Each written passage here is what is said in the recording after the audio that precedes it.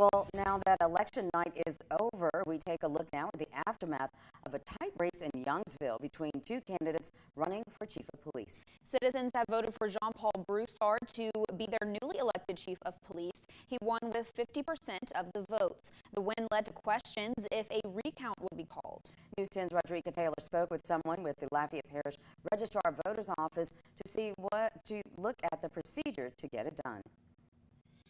The runoff between Cody Louviere and John Paul Broussard was close. Only 15 votes separated the two. The state law does not require an automatic recount, so if a recount was called, here's what you need to know. I think a lot of the hard work that everybody's put in made this happen. It's not just me. It's the citizens of Youngsville. 60% of them voted for a change in the first election, so it looks like they came out and voted for that change again.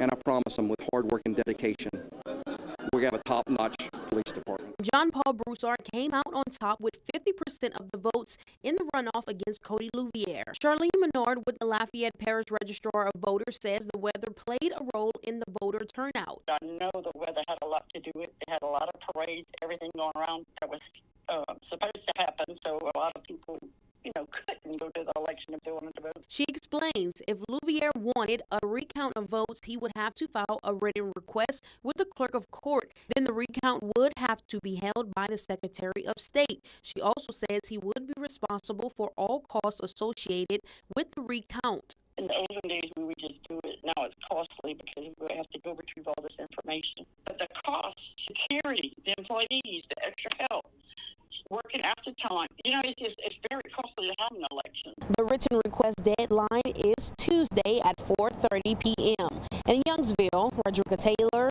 KLFY, News 10.